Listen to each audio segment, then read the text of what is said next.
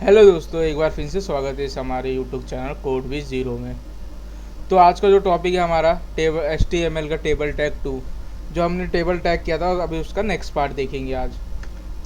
तो आज के जो टॉपिक है हमारा वो टेबल टैग्स के रिलेटेड ही है। आज हम col span and row span देखेंगे। तो आओ हम देखते हैं कॉल स्पैन और रो स्पैन होता क्या है। बेसिकली कॉल स्पैन का मतलब मैं बता दूं, अगर आपको दो कॉलम को अगर मर्ज करना है उसे हम कॉल स्पैन बोलते हैं। आप जैसे कि आप मैंने एक एक कॉलम, ये दूसरा कॉलम, इन दोनों को मर्ज कर दिया, इसे हम कॉल स्पैन बोलते हैं। तो और दूसरा जो है हमारा रो स्पैन, मतलब मैंने दो रो को मर्ज कर दिया, एक ये रो और एक ये रो, मतलब 2 और 3 जो रो है वो दोनों को मर्ज करके एक रो बना दिया, इसे हम रो स्पैन बोलते हैं। आपको जैसे कि मैं बता दूं, इसे रो स्पैन बोलते हैं और इसे कॉलम स्पैन बोलते हैं।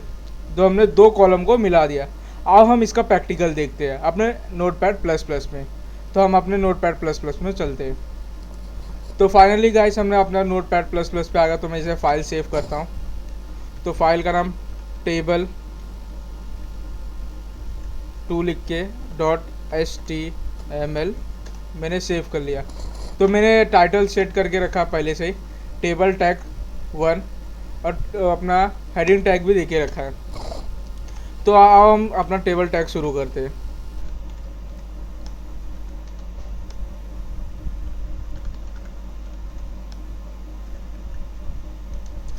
तो टेबल टैग के अंदर हमारा आता है TR tag, table row tag. तो हम इसको क्लोज करते हैं। तो टेबल रो टैग के अंदर आता है हमारा table data tag, table data, जिसको हम TD से करते हैं। तो हम इसको क्लोज करते हैं। तो हमें एक और टेबल डाटा टैग चाहिए, TD tag plus close TD tag. तो इसके अंदर हम नंबर दे देते हैं 1 और 2। तो हम इसको सीक्वेंस में कर लेते हैं। तो हम ये इसी को कॉपी करके नेक्स्ट में पेस्ट कर देते हैं। तो इसमें हमें एक ही कॉलम चाहिए। तो मैं ये TD टैग एक हटा देता हूँ। तो मैं स्पेस कवर कर लेता हूँ। फिर ना एक बार हम पेस्ट करते हैं इसको। तो इसको मैं नंबरिंग कर देता हूँ, 3, 4, 5। तो मैं इसको सेव करता हूँ और रन करता हूँ क्रोम ब्राउज़र पे। तो ये देख सकते हैं। तो हम इसमें थोड़ा बॉर्डर दे देते हैं।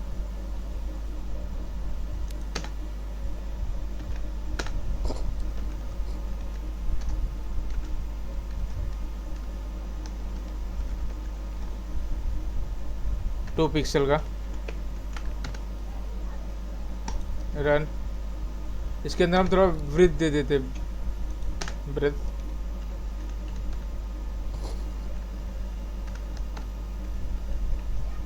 To 200 pixel.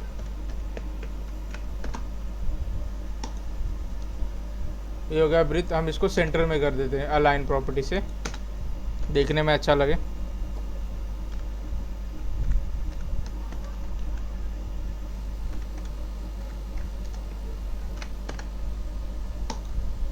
ये सेंटर में आ गया। तो अब हम इसमें टेक्स्ट डालते हैं। तो जैसे मैंने एक डमी पैराग्राफ को खोल के रखा है, तो मैं यहाँ से टेक्स्ट कॉपी करता हूँ। तो जैसे कि मैं इसके अंदर थोड़ा टेक्स्ट डाल देता हूँ, सेव करके रन करता हूँ। तो आप देख सकते हैं जैसे कि मैंने जो टेक्स्ट डाला तो ये एक ही कॉलम में लिया है, तो इस कॉलम में भी नहीं लिया है। तो ये देख सकते हैं, ये कॉलम जैसे स्पेस अच्छा नहीं लग रहा है आपको। ये कॉलम का, जिसने हमने एक कॉलम नहीं बनाया तो कॉलम का स्पेस उसने ऐसे ही छोड़ दिया। तो जैसे मैं इसमें अभी ब्रीथ दे के दिखाता हूँ आपको। मैं इसमें जैसे परसेंटेज में दे के दिखाता हूँ आपको ब्रीथ। मैं इसका 50% कर देता हूँ स्क्रीन का। ये देखिए, अभी आपको क्लियर आता रहेगा। तो अभी हम ये जो है ना टेक्स्ट को हम पूरा इस साइज़ में हम पूरा टेबल में कवर करें। तो हम इसमें कॉल स्पैन लगाएंगे। तब हम इधर दो कॉलम को मर्ज करने वाले, तो इसलिए हम इधर 2 डालेंगे। तो कॉलम को हम सेव किए। तो अब ये देख सकते हो आपने जो ये स्पेस है जो कॉलम का जगह छूटा हुआ है, इसे हम रिफ्रेश करेंगे तो ये कवर हो गया। तो आप देख सकते कॉलम अभी अच्छा लग रहा है देखने में। तो इसने कॉल स्पैन लगाने का मतलब ये जो जगह है उसने कवर कर लिया। तो अभी हम अपना रो स्पैन देखते हैं। तो मैं सेम ये टेबल को कॉपी कर लेता हूँ, तो इसके नीचे मैं पेस्ट कर देता हूँ। तो मैं ये टेक्स्ट हटा देता हूँ। तो मैं कॉल स्पैन भी इधर से हटा देता हूँ। तो मैंने कॉल स्पैन भी हटा दिया। तो मेरे को एक और टीडी टैग चाहिए, कॉपी करता हूँ और पेस्ट करता हूँ। तो मैं इधर 4 लिख देता हूँ, 4। तो मेरे को यहाँ से एक टीडी टैग मैं हटा देता हूँ 5th का, और मैं इधर 5th कर देता हूँ 5। तो मैं इसको रिफ्रेश करके आपको मैं दिखाता हूँ।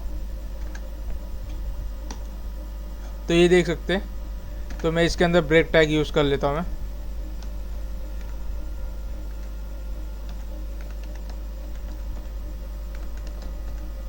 तो मैंने ब्रेक टैग लगा लिया। तो ये देख सकते हो स्पेस।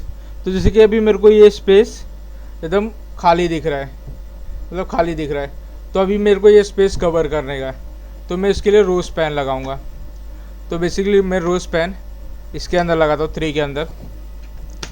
तो मैं यहाँ लिखता हूँ रो स्पैन। मेरे को कितने रो मर्ज करने, 2 रो। तो मैं इसको सेव किया और इधर मैं रिफ्रेश करता हूँ। तो आप देख सकते हैं ये रो स्पैन का जगह ले लिया है। तो ये रहा हमारा col span and row span. तो हमारा जो कल का टॉपिक रह गया था पिक्सल और परसेंटेज। तो मैं आपको पिक्सल और परसेंटेज का मतलब समझाता हूँ। तो मैं जैसे मैं अपना स्क्रीन को 80% कर देता हूँ, 80%, दोनों स्क्रीन को 80% कर देता हूँ। ये 80 साइज हो गया। तो जैसे कि परसेंटेज में मैं आपको समझा देता हूँ। जो ये परसेंटेज देखिए, आप ये देख सकते हैं, ये मेरा ब्राउज़र का स्क्रीन है। तो जैसे जैसे मैं इसको कम करते जा रहा हूँ, ये अपने स्क्रीन का 80% लेते चला जा रहा है। इसको बड़ा किया तो 80% ले रहा है, छोटा कर रहा हूँ तो भी अपने स्क्रीन का 80% ले रहा है। तो मैं इसको वापस बड़ा करता हूँ। और पिक्सल में आपको बताता हूँ, और मैं इधर 800 पिक्सल लिखता हूँ।